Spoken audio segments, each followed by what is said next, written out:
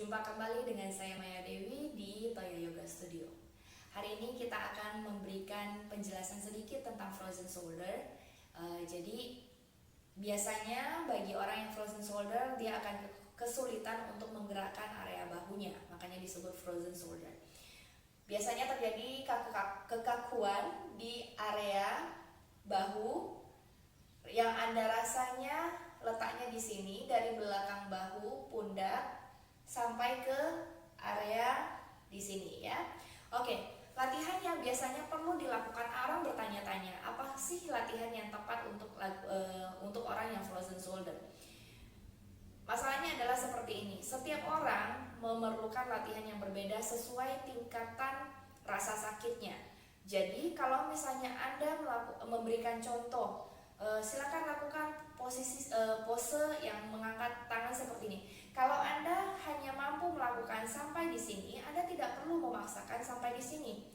Nah, yang perlu ditekankan pada saat ini adalah Anda harus mendengarkan tubuh Anda. Anda harus memahami rasa sakit yang ada pada tubuh Anda.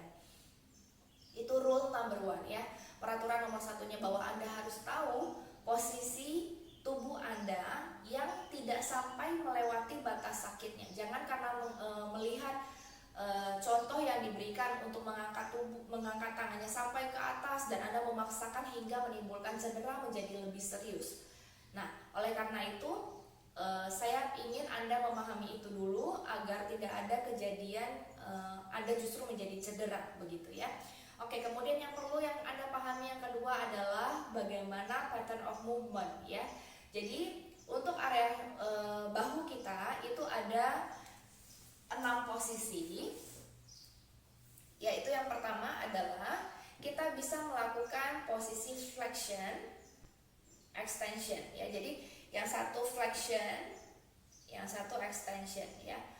Flexion, extension. Kemudian abduction dan adduction ya. Jadi Anda bisa mengangkat, menjauhkan tangan dari tubuh dan mendekatkan tangan dari tubuh. Kemudian Anda bisa rotate in and rotate out. Jadi perputaran pada area bahunya, lengannya ya. Nah, untuk melakukan latihan apa saja, tentu saja yang melibatkan keenam hal tersebut untuk membantu meredakan rasa kekakuannya. Ya, jadi itu adalah hal yang kedua. Yang ketiga adalah Anda harus memahami bahwa jangan sampai ada tension, tekanan yang berlebihan. Jadi Anda harus melakukannya dengan hati-hati dan penuh dengan kesadaran ya. Kita coba yang dari yang pertama, misalnya kita melakukan yang posisi yang pertama adalah Anda mengangkat tangan Anda ke depan. Bila ketika Anda mengangkat tangan Anda ke depan dalam posisi jempol tangannya ke arah atas, misalnya Anda cuma bisa sampai di sini, silakan berhenti.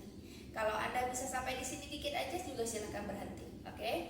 Jadi sesuaikan dengan kemampuan Anda. Bagi yang bisa mengangkat silakan lebih tinggi ya. Jadi kembali lagi, latihannya adalah dengan kesadaran. Bukan masalah berapa tinggi, berapa jauh, berapa lebar putarannya, bukan seperti itu. Tarik nafas, pelan-pelan angkat ke depan semampunya. And then exhale, pelan-pelan ke bawah ya. Lakukan beberapa kali, tarik nafas, hembuskan nafas gitu ya. Sekarang kita arahkan ke samping. Tarik nafas, sekali lagi, sejauh mana rentangan Anda, itu adalah hanya diri Anda yang mampu mengetahuinya. Kita coba lagi, tarik nafas. Ingat, jauhnya seberapa hanya Anda yang tahu, saya hanya memberikan contoh range-nya ya. Kalau bagi yang lebih mampu, yang bisa menarik ke atas lebih tinggi, silakan tarik lebih tinggi. Hembuskan nafas lebih rendah. Setelah Anda melakukan beberapa kali regangan-regangannya, mungkin awalnya segini, nanti lama-lama Anda bisa seperti ini. Nanti yang dari segini, Anda mungkin nanti lebih lama, mungkin baru bisa lebih tinggi. Silahkan temukan progressingnya ya, pertumbuhannya. Sekarang kita bawa ke belakang sedikit. Ke belakang dan kemudian turunkan kembali. Tarik nafas, dorong tangannya ke belakang dan turunkan kembali ya. Oke, saya contohkan dari samping seperti ini ya. Oke, dari sini tarik nafas, dorong ke belakang, Lalu hembuskan nafas, rendahkan kembali ya. Tarik nafas, bawa ke belakang, dan kemudian rendahkan kembali. Anda boleh melakukan latihannya dalam posisi berdiri ataupun duduk di atas kursi ataupun mau duduk di atas lantai, boleh saja. Yang penting ketika Anda melakukan gerakan, tangan Anda nyaman, tidak terbentur apapun di samping kiri dan kanan Anda ya. Oke, sekarang kita lakukan pergeseran sedikit. Kalau tadi jempol tangannya adalah ke atas, sekarang jempol tangannya arahkan ke dalam tubuhnya. Sekarang kita coba lagi, tarik nafas, angkat ke depan sejauh yang Anda mampu. Hembuskan nafas, turunkan lagi ya. Tarik nafas, angkat ke atas, hembuskan nafas, turunkan lagi. Ini juga sama, Anda mungkin boleh melakukan beberapa kali, beberapa set, atau kalau Anda ingin menetapkan satu ritme waktu yang sama, mungkin setiap 30 detik satu pose, dan kemudian nanti ganti pose berikutnya begitu ya. Sekarang dari samping, tarik nafas, hembuskan nafas. Posisi tangan tidak berubah ya. Tarik nafas, hembuskan nafas. Ingat sejauh mana Anda mengangkat, mungkin hanya segini, itu sesuaikan. Kali ini ke belakang, tarik nafas ke belakang, hembuskan nafas, turunkan lagi. Kita coba sekali lagi. Inhale, bring it back, and then exhale, bawa ke depan. Oke, sekarang dari yang tadi posisi tangan jempol ke atas, kemudian ke arah tubuh, sekarang ke arah luar ya. Jadi posisi tapak tangannya menghadap ke depan. Kita coba tarik nafas, angkat ke depan, hembuskan nafas, turunkan lagi. One more, inhale, and then exhale.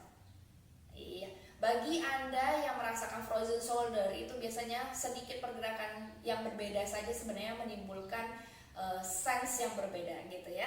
Oke, sekarang ke samping, tarik nafas, hembuskan nafas, tarik nafas, hembuskan nafas ya. Sekarang ke belakang, tarik nafas, hembus nafas.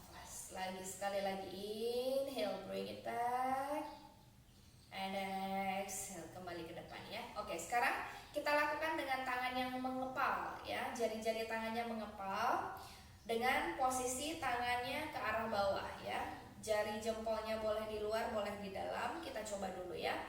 Kali ini buat gerakan ke depan sejauh yang kita bisa. Lalu putar tangannya ke dalam. Kemudian buka lagi ke arah luar. Kemudian putar lagi ke arah tengah, lalu turunkan.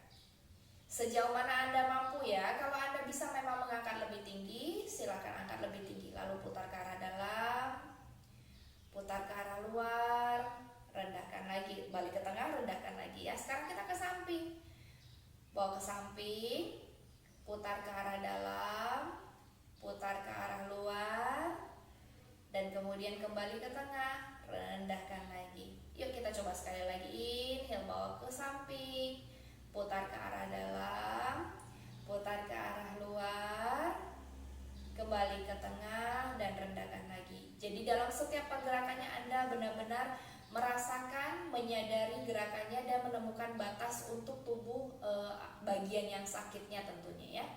Sekarang kita coba tekuk ya. Dari sini tekuk tangannya ke dalam, angkat ke atas, sikunya mengarah ke depan, turunkan, turunkan ya. Angkat, tekuk, angkat, turunkan, turunkan. Bagi yang bisa mengangkat lebih tinggi, tekuk, naik, arahkan sikunya ke atas, kemudian turunkan ke depan, turunkan ke bawah. Kita coba sekali lagi.